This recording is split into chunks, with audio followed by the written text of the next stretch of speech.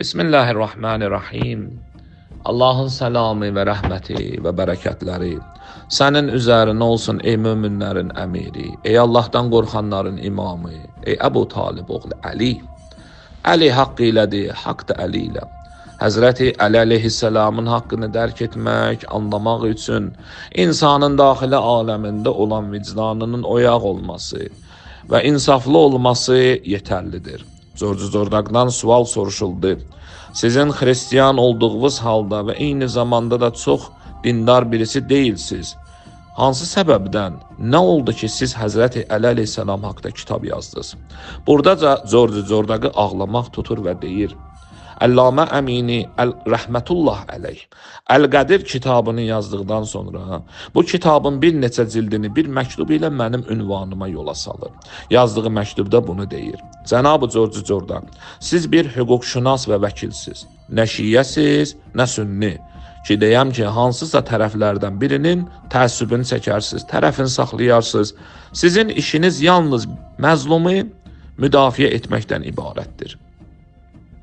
Bizim əhli sünnət ilə Əli əleyhisselamın haqqında ixtilafımız var. Biz deyirik, haqq Əli ilədir, onlar isə deyir, xeyr.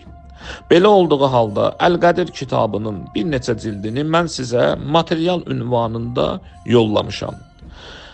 Bu kitabda nəql olunanların qaynaqları hamısı əhli sünnət mənbələrindəndir.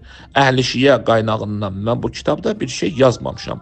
Siz isə seçilmiş bir məhkəmə vəkili kimi və hüquqşünas kimi və bitərəf birisi kimi öz qəzavət, öz nəzərinizi mənə yazın, göndərin. Zordaq deyir ki, bir insanın mənə məhkəmə vəkili ünvanında müraciət edərək məndən kömək istəməsi və mənim o kəsə, o insana cavab verməməyim insafsızlıq olar.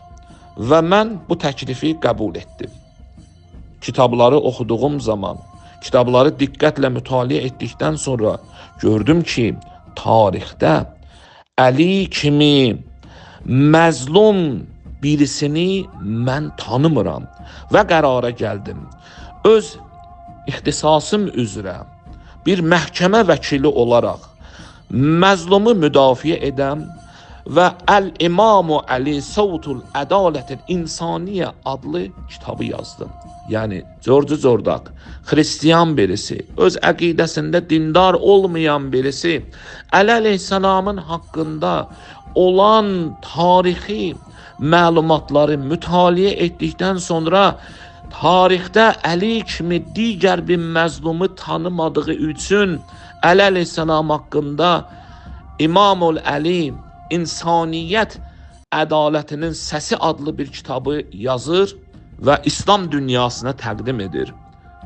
Vicdanın hakim olduğu yerdə digər vicdanlara ehtiyac duyulmaz. Allaha əmanət olun.